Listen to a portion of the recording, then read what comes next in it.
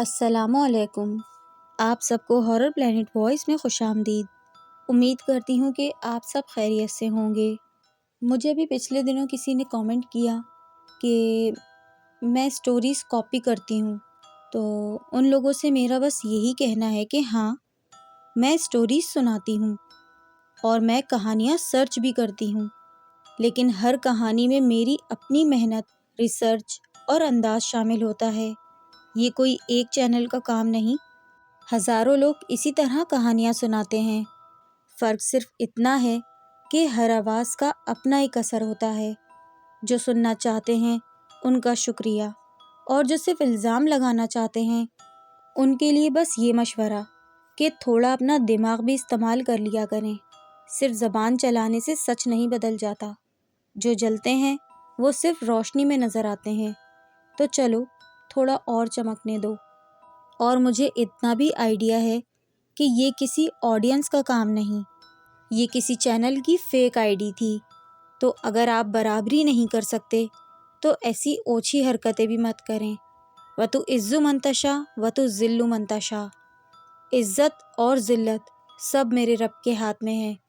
نہ کوئی کسی کا کچھ بگاڑ سکتا ہے اور نہ ہی کوئی کسی کا رزق چھین سکتا ہے۔ ابھی تو میرا چینل مونیٹائز تک نہیں ہے، ابھی تو میں کسی لسٹ میں شامل ہی نہیں ہوں۔ میرے جتنے بھی ویورز ہیں، میری جتنے بھی سبسکرائبرز ہیں، ابھی یہ سب آرگینک ہیں۔ نہ ان میں سے میں نے کسی کو خریدا ہے اور نہ ہی میں نے ابھی تک اس چینل پہ کوئی 1 روپیہ لگایا ہے۔ تو یہ جو قطرہ قطرہ ہے یہی ایک سمندر کی شکل انشاءاللہ اختیار کرے گا۔ آپ سب ویورز سے میری دل سے ریکویسٹ ہے کہ پلیز مجھے سپورٹ کریں، میری ویڈیو کو زیادہ سے زیادہ شیئر کریں، میری ویڈیوز کو لانگ ٹرم میں دیکھا کریں۔ یہ واقعہ لکھا ہے امیمہ علی نے۔ یہ ایک ایسی کہانی ہے جو کسی بھی انسان کے حوصلے کو دیوانہ کر دے۔ آج ہم آپ کے ساتھ ایک ایسی real life horror experience share کر رہے ہیں جو 2002 سے 2003 کے دوران سندھ کے ایک چھوٹے سے شہر ٹنڈو جام میں گزر چکی ہے۔ اس کہانی کا تعلق ایک ایسے گھر سے ہے جو اپنے بڑے اسپیس اور گارڈننگ کے لیے پسند کیا گیا تھا، لیکن پھر وہاں بہت سی پیرانارمل ایکٹیویٹیز شروع ہو گئیں جو ہر شخص کے لیے حیرت اور ڈر کا سبب بن گئیں۔ اس کہانی میں ہم آپ کے ساتھ وہ سارے ہاریفائنگ واقعات شیئر کریں گے جو ہمارے اور ہماری فیملی کے ساتھ اس وقت ہوئے جب ہم نے ایک عام سی جگہ کو اپنا گھر سمجھ کر وہاں رہنے کا فیصلہ کیا تھا۔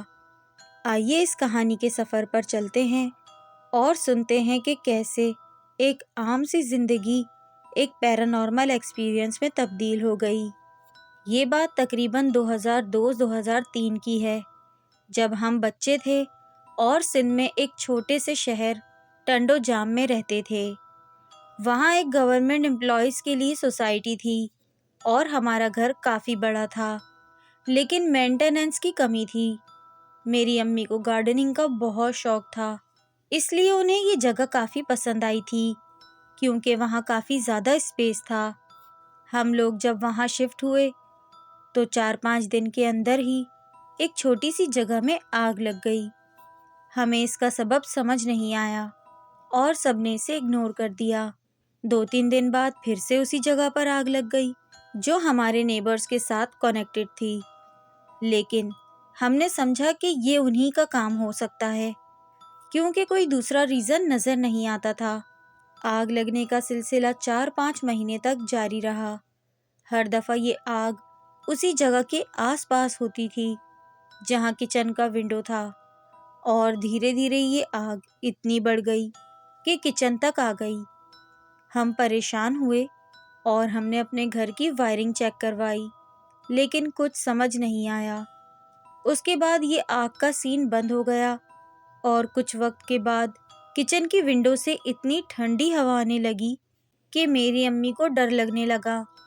پھر میری بڑی بہن نے وہاں کھیلنا شروع کر دیا اور کہنے لگی کہ اس کے ساتھ ایک لڑکی کھیل رہی ہے۔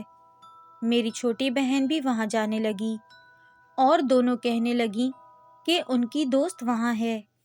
میں تھوڑی ٹام بوائے تھی اور ان کے ساتھ کھیلتی نہیں تھی، لیکن جب وہ کھیلتی تھیں تو وہ بتاتی تھیں اس لڑکی کا نام لے کر کہ وہ ان کے ساتھ کھیل رہی ہے۔ پھر ایک دن بہت زور زور سے رونے کی آوازیں سنائی دیں۔ میری امی وہاں گئیں، لیکن وہاں کوئی نہیں تھا۔ اس پر میری امی کو ڈر لگنے لگا اور ہم نے ایک مولوی صاحب کو بلوایا۔ مولوی صاحب نے کہا کہ ہمیں وہاں سے نکل جانا چاہیے کیونکہ بچے چھوٹے ہیں، لیکن میرے والدین نے منع کر دیا۔ کچھ دن بعد میری امی نے وہاں گارڈننگ کے لیے زمین کھدوائی اور وہاں سے ایک قبر نکل آئی۔ یہ بہت شاکنگ تھا۔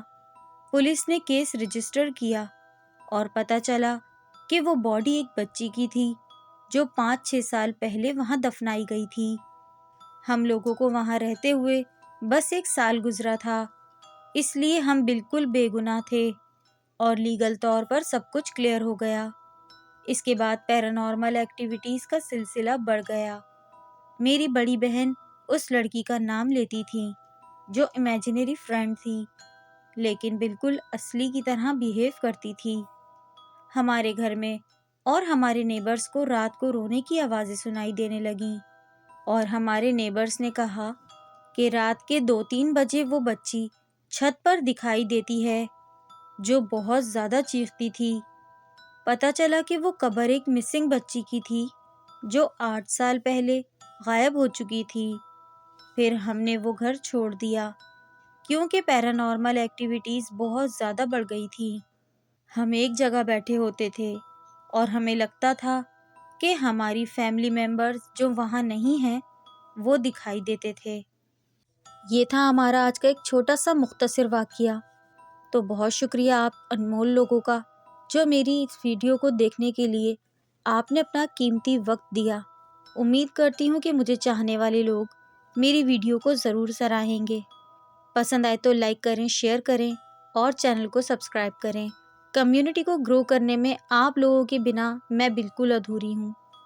اللہ پاک آپ سب کو اپنے حفظ و امان میں رکھے۔ اپنا بہت خیال رکھیے گا۔ اللہ حافظ۔